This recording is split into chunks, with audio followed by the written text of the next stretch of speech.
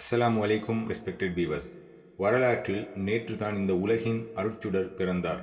முதல் வசந்தம் என்கிற அர்த்தம் கொண்ட இந்த ரபியுல் அவ்வல் மாதத்தின் நேற்றைய 12ஆம் தினத்தில் அனைத்து இறை தூதர்களாலும் அவர்களது வேதங்களிலும் வாக்களிக்கப்பட்ட அகிலத்து அருட்கொடை பிறந்தது அந்த மக்கா பள்ளத்தாக்கில். அல்ஹம்துலில்லா, அஷ்ஷுகுருலில்லா. இந்த நாளிலாவது அவரது மனிதகுல சீர்திருத்த புரட்சியை பற்றி தேடுவோம், பேசுவோம், படிப்போம். அதே நேரத்தில் இந்த ஆஹிரு ஜமானுடைய காலத்தில் இருக்கக்கூடிய மிக முக்கியமான ஒரு பிரச்சனையாகிய வழிகெடுக்கக்கூடிய தலைவர்களிடமிருந்து மீண்டும் மீண்டும் பாதுகாவல் தேடி நேரான வழியை நாம் தேடி பெற்றுக்கொள்ள அல்லாஹ்விடம் துவா செய்வோம். வழிகெடுக்கும் தலைவர்கள் விஷயத்தில் முஹம்மது நபி ஸல்லல்லாஹு அலைஹி வஸல்லம் அவர்கள் கூறினார்கள், நிச்சயமாக எனது உம்மத்தை வழிகெடுப்போர் விஷயத்தில் நான் மிக அதிகமாக பயப்படுவது சிறந்த முறையில் பேசக்கூடிய முனாஃபிக்கான ஆலிம்களைத்தான். சிறந்த முறையில் பேசக்கூடிய முனாஃபிக்கான ஆலிம்களைத்தான். அதாவது இவர்கள் தமது சிறந்த பேச்சு திறமையால் மக்களை கவர்வார்கள். ஆனால் உண்மையான தீனை பற்றியோ அது பற்றிய விளக்கமோ அறிவோ இவர்களிடம் இருக்காது. ஆதாரம் அஹ்மத். ஸ்ரீதேவி முஹம்மது நபி ஸல்லல்லாஹு அலைஹி வஸல்லம் அவர்கள் எதைத்தான் சொல்லாமல் விட்டு சென்றுள்ளார்கள்? அனைத்தையுமே சொல்லிவிட்டு சென்றுள்ளார்கள்.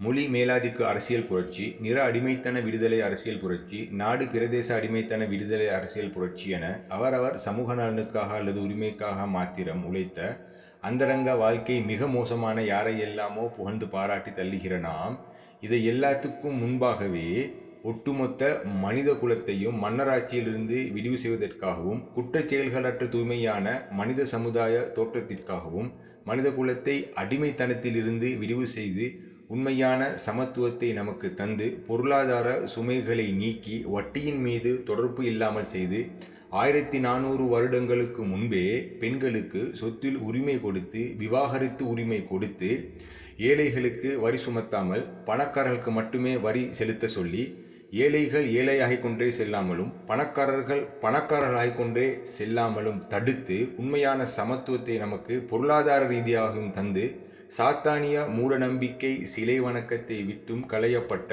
ஒரு உன்னத மனித குலத்தை உருவாக்குவதற்காகவும் அல்லாஹ்வின் உதவியோடு அனைத்து விதமான தியாகங்களையும் அர்ப்பணிப்புகளையும் செய்து 23 வருடங்கள் உழைத்த ஏழைகளின் தோழரான 10 விதவைகளுக்கும் வாழ்வளித்த ஒரு மனித சிகரத்தை நாம் எந்த மேடையில் புகழ்ந்து பேசியிருக்கிறோம்?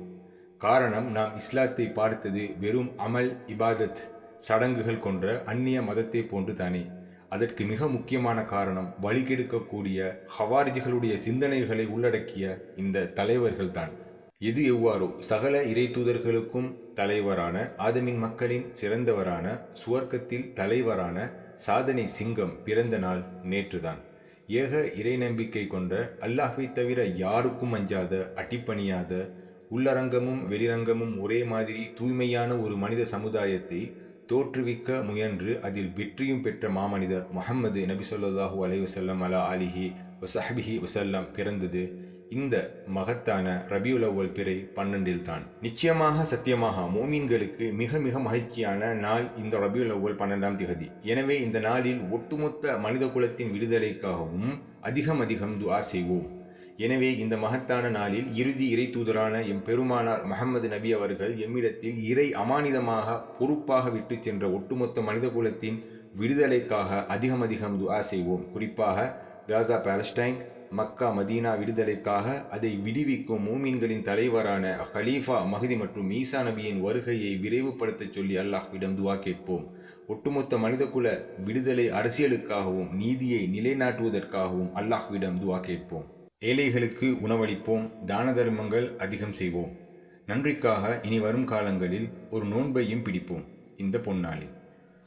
இந்த மகத்தான இறைவனது தூய மார்க்கத்தை உலக மக்களிடையே பரப்புவதற்காக நபிவர்கள் உலகில் பட்ட சிரமங்கள் கொஞ்ச நெஞ்சம் அல்ல. மக்காவில் தமக்கு ஆதரவாகவும் பாதுகாவலராகவும் இருந்த சிறிய தந்தை அபு தாலிபையும் மனைவி ஹதீஜாவையும் இழந்தபோது தனது தாயின் உறவினர்களான தாயிஃப் மக்களிடம் தமக்கென ஆதரவையும் இந்த தீனுக்கான ஆதரவையும் பெற சென்றார்கள் நபி அவர்கள். ஆனால் அங்கு ஏமாற்றம், கல்லடி, சொல்லடி. ஆனால் ஒரு கிறிஸ்துவ மனிதருக்கு நேர்வழி கிடைத்தது. அல்ஹம்துலில்லா, அவர்தான் அக்தாஸ் ரலியல்லாஹு அன்ஹு அவர்கள். அதே போல மனிதர்களை விட சக்தி வாய்ந்த படைப்பான ஜின்களில் ஒரு கூட்டத்தாருக்கும் நேர்வழி கிடைத்தது. அந்த வகையில் நபியின் தாயிஃப் பயணம் வீணாகவில்லை.